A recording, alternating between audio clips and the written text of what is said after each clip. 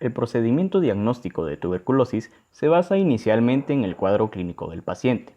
Si este coincide con la sintomatología y se sospecha de tuberculosis, se extraen muestras de esputo para realizar pruebas como baciloscopía, la cual, dependiendo de la cantidad de bacilos ácido alcohol resistentes encontrados en promedio por campo, puede ser negativa o positiva. Si el resultado es negativo después de 2 pruebas, se realizarán medios de cultivo para determinar el diagnóstico. También se puede usar la prueba de interferón gamma para determinar si hay infección o no.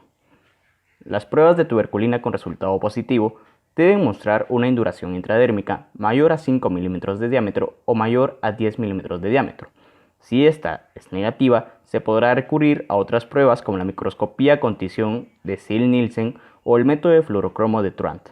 Otras pruebas útiles para el diagnóstico son las pruebas de ácidos nucleicos y la espectrometría de masas. Signos y síntomas que presenta la paciente. Signos: fiebre, estertores crepitantes en ambos pulmones. No hay ganancia significativa de peso y edema en miembros inferiores. Síntomas: tos productiva, malestar general, fatiga, anorexia, sudoración nocturna y disnea. Estos fueron indagados en la historia clínica durante el interrogatorio y el examen físico. Toma de la muestra. La toma de la muestra se divide en dos, según sea una búsqueda activa o una búsqueda pasiva. La búsqueda activa se caracteriza por la toma de 2 muestras.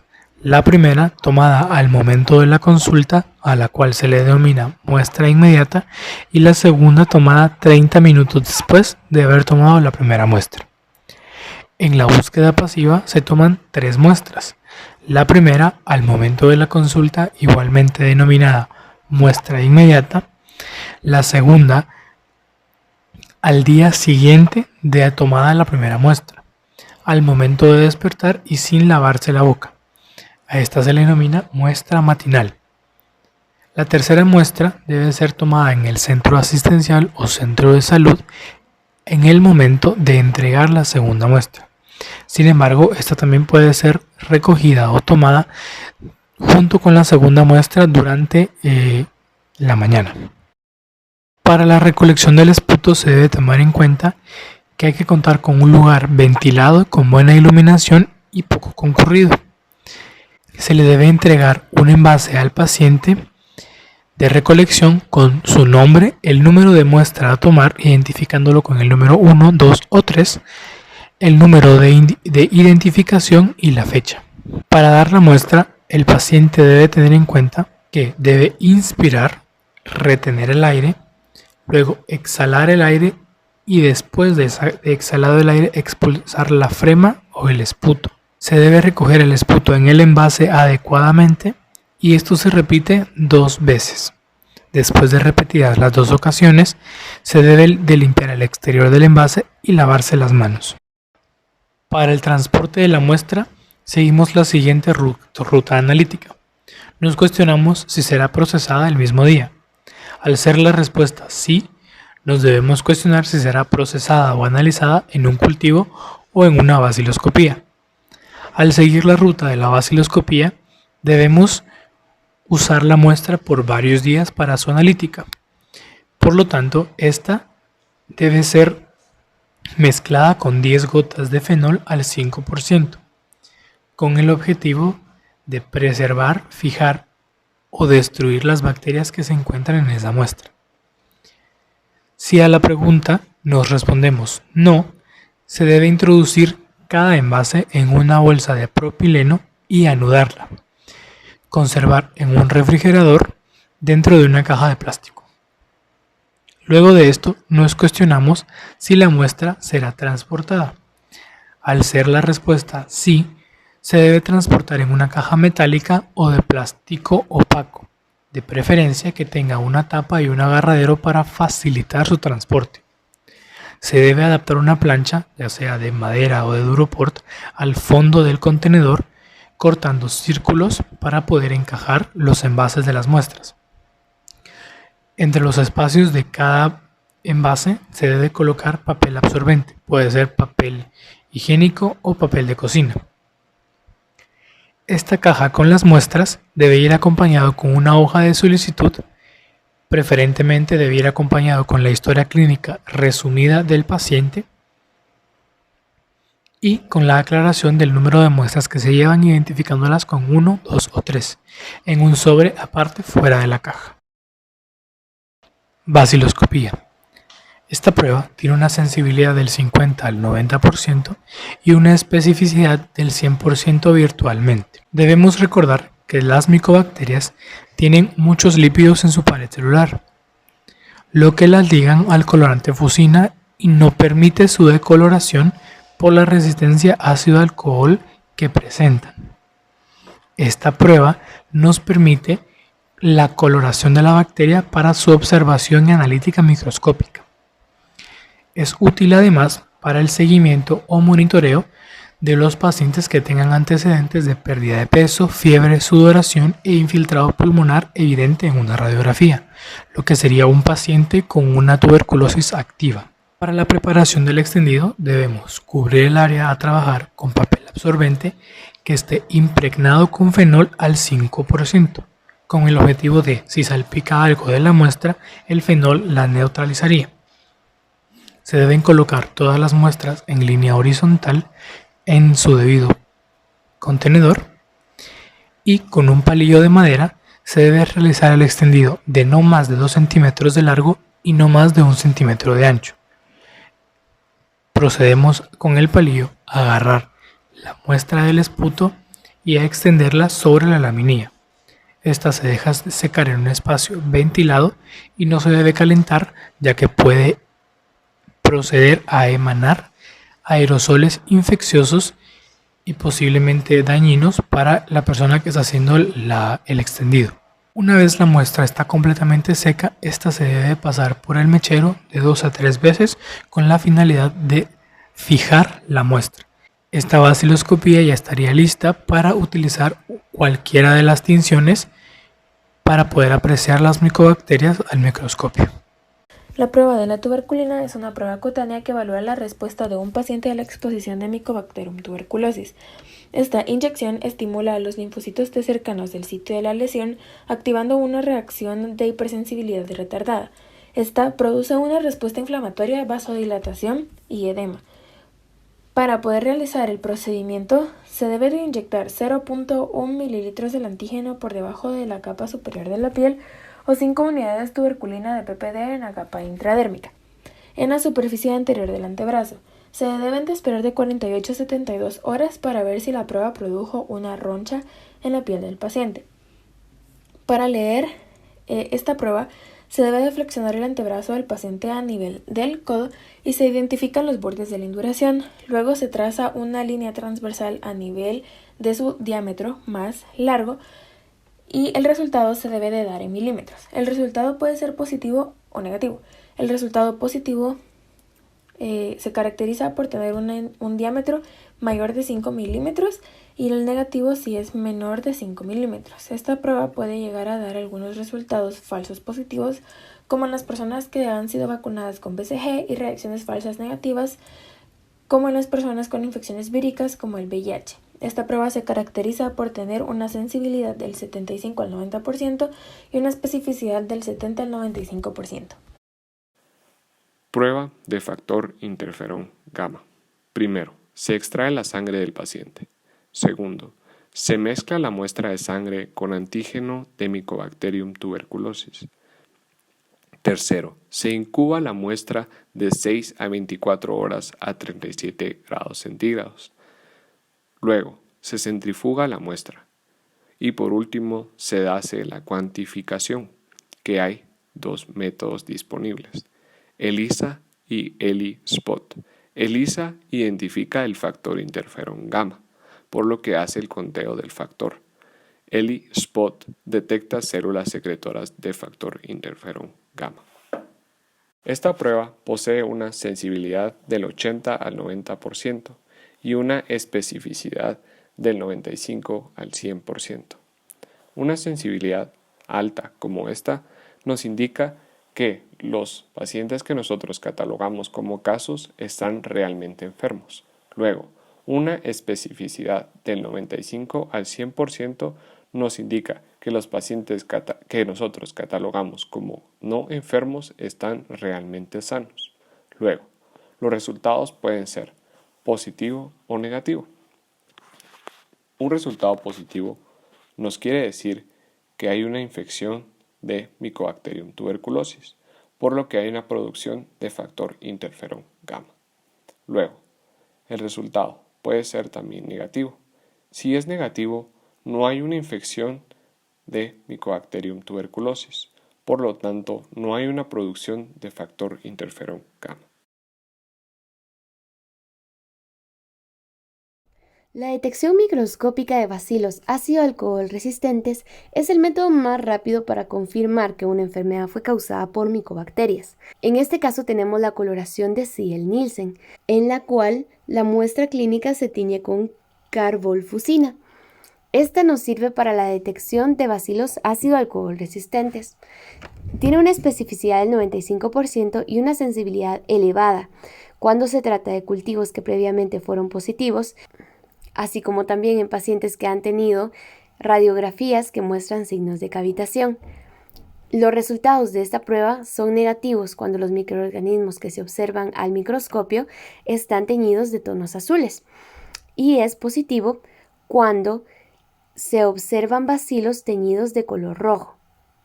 Para hacer la interpretación de esta prueba tenemos 3 estadios positivos. El estadio positivo 1 es en la cual hay menos de un bacilo por campo promedio en 100 campos observados. El estadio positivo 2 es en el cual hay de 1 a 10 bacilos por campo en promedio en los campos observados. Y el estadio positivo número 3 es en el cual existen más de 10 bacilos por campo en 20 campos observados. En esta imagen microscópica podemos observar bacilos ácido resistentes señalados por las flechas negras. Estos se encuentran teñidos por una coloración fucsia rojiza. Llevar a cabo la tinción de Ziel-Nielsen de manera correcta. Vamos a emplear una muestra de esputo obtenida de un paciente y lo vamos a colocar con un bajalenguas en un portaobjetos limpio y previamente marcado en el lugar donde vamos a aplicar la muestra. Ya colocada la muestra en el portaobjetos, vamos a dejarla secar. Y también se pasa 3 a 5 veces por el mechero para poder fijar de manera correcta las bacterias del portaobjetos. Posterior a eso vamos a agregar la fucina de Ziel-Nielsen sobre la lámina y vamos a dejarla reposar unos 8 minutos aproximadamente. Debemos calentar hasta vaporizar, evitando que éste hierva y produzca burbujas, ya que esto no sería correcto. Posterior a esto, debemos lavar con agua de grifo la muestra y agregar una solución de ácido alcohol y dejarlo reposar durante unos 2 minutos. Ya que tenemos esta muestra, podemos volver a lavarlo con agua de grifo y vamos a agregar el azul de metileno, el cual nos va a servir para teñir todo aquello que no consista en una micobacteria. Esta la vamos a dejar reposar durante 3 minutos. Por último, debemos lavar nuevamente y dejar secar. Aquí podemos observar en la imagen cómo es que se observaría un bacilo ácido resistente teñido de rosado y un microorganismo que no es ácido alcohol resistente teñido de azul. Para la tinción fluorocromo-auramina necesitamos inocular el portaobjetos con nuestra muestra de esputo. Luego se fija la muestra con calor. Esta muestra se debe secar y colocar carbol-auramina para colorear de amarillo las paredes de las micobacterias. Esto se deja durante 15 minutos. Luego se lava con agua de grifo, se agrega la solución ácido alcohol, volvemos a lavar. Después agregamos permanganato de potasio, que es nuestra coloración de base, como medio de contraste para el color amarillo. Luego se lava nuevamente y se deja secar. Al observar al microscopio la muestra con tinción auramina fluorocromo, se tendrán que observar los bacilos de color amarillo de forma delgada, alargada y curvada. El medio de contraste, o sea el fondo, tendrá que ser de un color oscuro y debemos hacer un conteo del número de bacilos. Si no se observan bacilos, significa que es una prueba negativa. Si se observa en promedio de un bacilo por campo microscópico, es un positivo. Si se observan de 1 a 10 bacilos por campo, es un positivo 2 más. Si se observan más de 10 bacilos por campo, es un positivo 3 más. Para la siembra de un cultivo necesitamos primero tomar la muestra, luego la muestra se transfiere a un tubo cónico, se descontamina el tubo con hidróxido de sodio al 2%, luego se agita con un agitador Vortex durante 15 a 20 segundos, se agrega un buffer de fosfatos, se centrifuga durante 15 minutos, luego se descarta el sobrenadante y, dependiendo del método de cultivo, ya sea en placa o sólido, se inocula con un asa microbiológica y con una pipeta estéril, respectivamente. El cultivo de Lowenstein-Jansen. Este es un medio selectivo, el cual es utilizado para el cultivo de especies de Mycobacterium, el cual, entre sus componentes, además del huevo, contiene glicerina, la cual estimula el crecimiento de Mycobacterium tuberculosis. Un dato interesante de este cultivo es que impide el crecimiento de Mycobacterium leprae.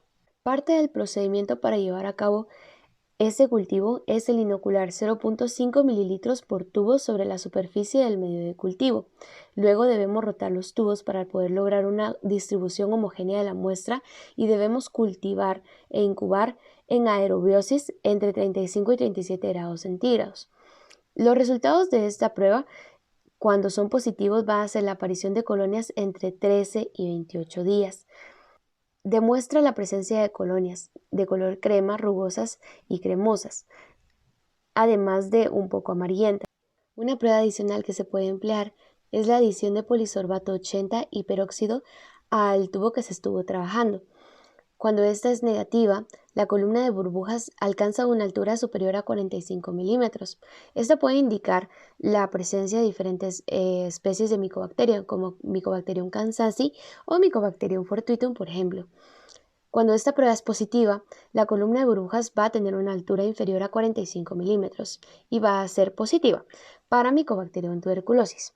Esta prueba tiene una sensibilidad del 92% y una especificidad del 99%, lo cual indica que son lo suficientemente confiables para poder utilizar este medio de cultivo al identificar Mycobacterium tuberculosis. En la imagen podemos observar 4 medios de cultivo que son útiles para la identificación de Mycobacterium tuberculosis. En esta solamente el cuarto tubo contiene Mycobacterium tuberculosis, lo cual se puede reconocer por sus características, los cuales sus colonias son de color crema, rugosas o cremosas y con un tono amarillento. El medio de cultivo agar Middlebrook contiene varias sales inorgánicas que proporcionan sustancias esenciales para el crecimiento de micobacterias. El citrato sódico, convertido en ácido cítrico, retiene determinados cationes inorgánicos en la solución. El glicerol es una fuente abundante de carbono y energía.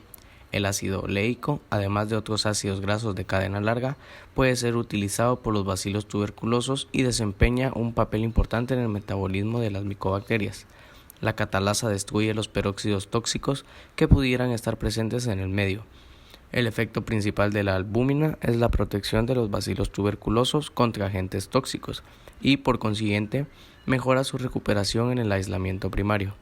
La inhibición parcial de bacterias contaminantes se logra mediante la presencia del colorante verde malaquita.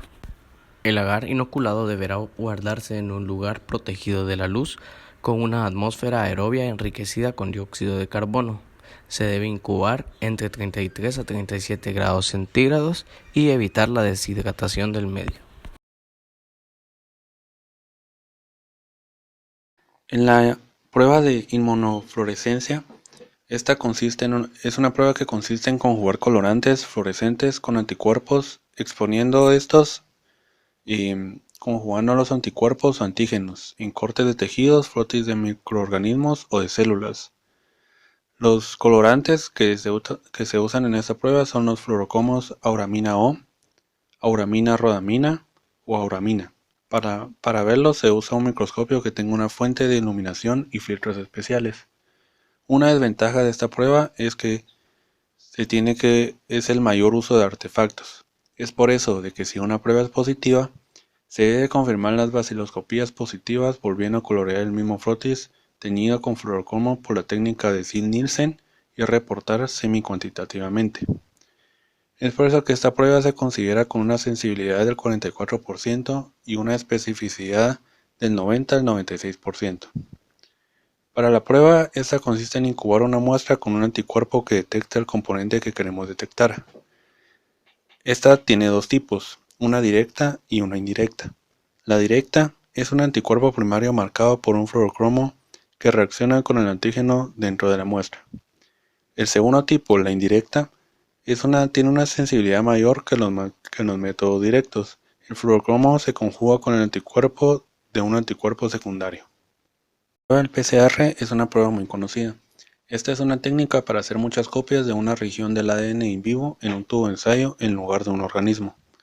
La reacción se expone rápidamente a una serie de cambios de temperatura que permite la reproducción de muchas copias de la región blanco, que es la región a la cual nosotros queremos visualizar.